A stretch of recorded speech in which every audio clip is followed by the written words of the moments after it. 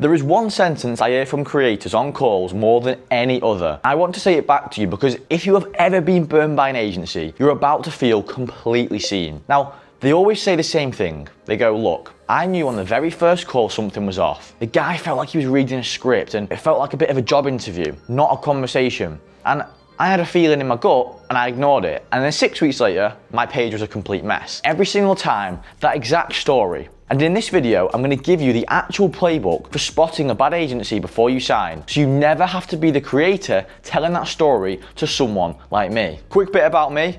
I run Prestige Partners. We have worked with creators doing anywhere from 5K a month up to over 250K a month. I built this agency because I was sick of hearing the same horror stories from creators who'd been processed like a number on someone else's roster. So this video is for you if you're about to take a sales call with an agency or you have already taken one and something is nagging at you that you cannot quite put words to. By the end of the next 10 minutes, you will know exactly what to check before the call even happens, exactly what to watch for once you're actually on the Zoom call, and exactly why that nagging feeling so many creators describe is real, where it comes from, and what it is actually telling you. Because here's the thing, right? No one else is gonna tell you. There is one specific feeling creators describe right after being burned, and almost every single one of them describes it in the same words. I'm gonna tell you what causes it later in this video, and once you know, you'll never miss it on a call again. So most of the vetting happens before the actual call. Most creators get this completely backwards. They book the call, they show up cold, and then they let the agency owner do their thing. They make a decision on the spot. Now, that is a massive mistake because by the time you are on that call,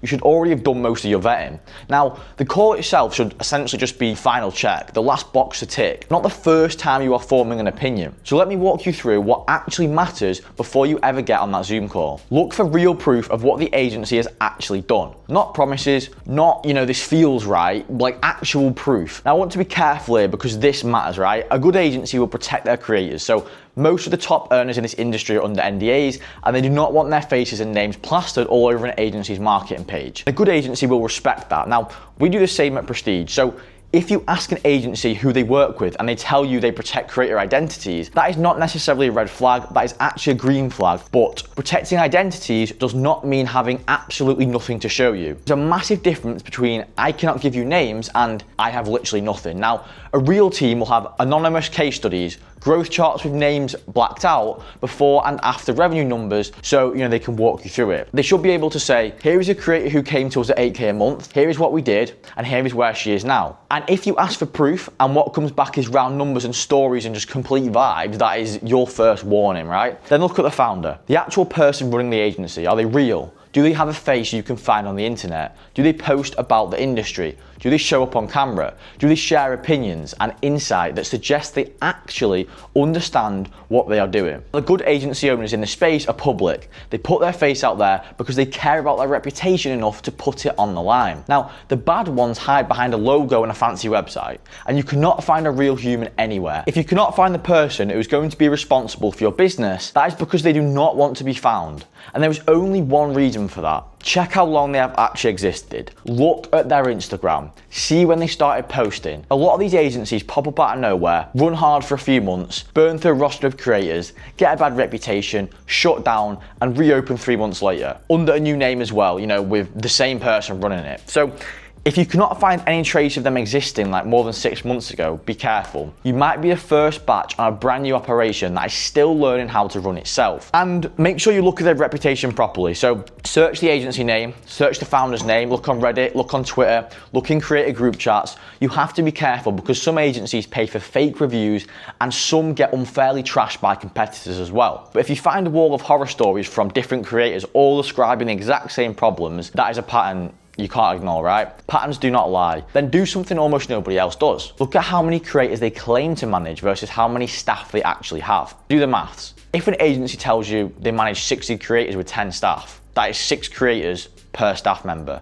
And each creator needs chatters, an editor, a poster, a manager, and a strategist. There is no universe in which 6 creators are getting real attention from one person juggling all of that. The numbers do not work. Just ask them on the call, how many creators do you currently manage? But then more importantly, how many staff do you have? Then divide. If the answer is bad, that tells you everything about what your service is going to look like. Here is what I want you to hold on to for the rest of this video. There is one specific question you can ask on any sales call that will expose a bad agency in under 30 seconds. I'm going to get to it in a minute because you need the next bit first for it to land properly. So what a scripted call actually feels like and what causes that feeling. Right, so you've done the vetting, the agency has passed the early checks, and now you're on the Zoom call. This is where the second layer of spotting happens, and this is where most creators get caught out because the manipulation gets more sophisticated once you are face to face. Now here is the single biggest thing I want you to watch for. Most agency owners in this space are not having a real conversation with you. They are delivering a script. They have memorized it. They have practiced it on dozens or hundreds of creators before you. By the time you are on that Zoom, they are not thinking about your business at all. They are thinking about which step of the script comes next. And look, scripts on their own are not necessarily the problem. Doctors use a script, therapists use a script. The problem is when the script becomes the entire conversation and the person delivering it has actually stopped listening entirely. It's when it stops being a conversation and starts being a performance. You can feel that difference. Remember the feeling that I told you about at the start of this video? The one every burn creator describes in the same words. This is where it comes from. The feeling is the gap between being talked to and being processed. Your gut picks it up within about 2 minutes, even when your conscious brain has not figured out what is wrong yet. Let me describe what that performance actually feels like, because once you can name it, you can spot it the second it kicks in. You join the call, bit of small talk, friendly tone, nice and easy, and the questions start. And at first they sound fine, maybe even thoughtful, but after 2 or 3 answers, something feels off. You answer a question and instead of the person reacting to what you said, instead of getting curious about the thing you just shared, they just go, okay, and move on to the next question. You share something personal, something that took a bit of guts to say, and they do not even acknowledge it. They write it down, they nod, they move on. And you drop a number you are proud of and they do not react. You say something that they should be asking like 10 follow-ups about and they ask 0. And by the time you are 10 minutes in, you are now not having a conversation anymore. You are pretty much being interviewed by someone who already knows what their next question is, regardless of what just came out of your mouth. Now, that is the feeling. Every creator who has been through it knows exactly what I'm talking about. The reason it happens is genuinely simple. When someone is reading a script in their head, they cannot also be present with you. The two things do not go together. Their attention is split between listening and trying to remember what comes next. The next part always wins. So they are nodding while you are talking, but they are not actually hearing you. They are waiting for you to stop so they can deliver the line they had loaded in their head, and your gut picks that up immediately. So that weird discomfort you get on those calls, that is not paranoia. That is not you being awkward, and that is not you being difficult. That is your gut telling you something true. The person on the other end of that call is not actually with you. Every single creator who tells me I knew on the first call is describing exactly that feeling. Now you know what causes it.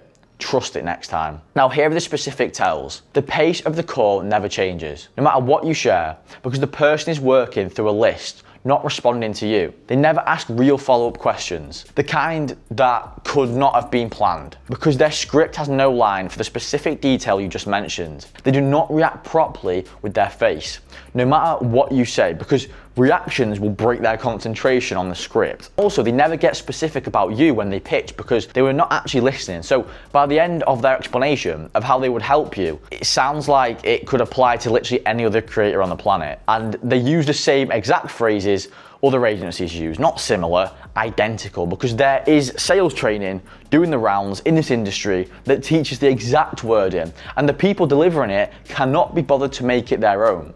And if you have taken a few of these calls and you have started hearing the same lines come out of different mouths at different agencies, that is not coincidence. That is the industry right now. Now the hard questions, the gut test, and the one question that ends the call. Okay, so you know what to check before the call. You know what a scripted call feels like and why. Now I want to give you the ammunition for the call itself, including the question I promised you earlier, the one that exposes a bad agency in under 30 seconds. Ask them this: walk me through what week 1 looks like for me after I sign. Watch how they answer. A real team will give you a day-by-day breakdown without even thinking about it, because they have onboarded creators dozens of times and they know exactly what happens on day 1, day 2, and day 3. Now a bad team will stall, get vague, and start talking about general principles rather than specific actions. And that single question asked early on the call will tell you more about whether this agency actually has infrastructure than any testimonial they could ever show you. Because real infrastructure produces specific answers, theatre produces vague ones, and there is no in between here. Then you ask them, can you show me anonymous case studies of creators who you have actually grown? Now, watch how quickly they can pull something up. Ask them who specifically is going to be on my account day to day. Now, real teams give you real names, real roles, and sometimes they will even introduce you on the call. Now, bad teams stay vague because they do not actually have people, right? Ask them, what happens to any social accounts you build for me if I leave? Now, this one is massive. The answer to this tells you whether you are walking into a hostage situation. If they say the accounts stay with them, run, like properly run. Your brand is yours, your accounts are yours, always, like that's not negotiable. Here is the bit I really want to land for you, because this is what most creators miss, and it is the most important thing in this whole video. The reason any of this matters is not just that it feels weird on the call. It matters because the way an agency talks to you when they are trying to win your business is the absolute peak of how much effort they will ever put into communicating with you. It only ever goes downhill from there. So if they cannot be bothered to listen to you, react to you, treat you like a human being when they are trying to close you on a call, what do you genuinely think happens once they have got you signed?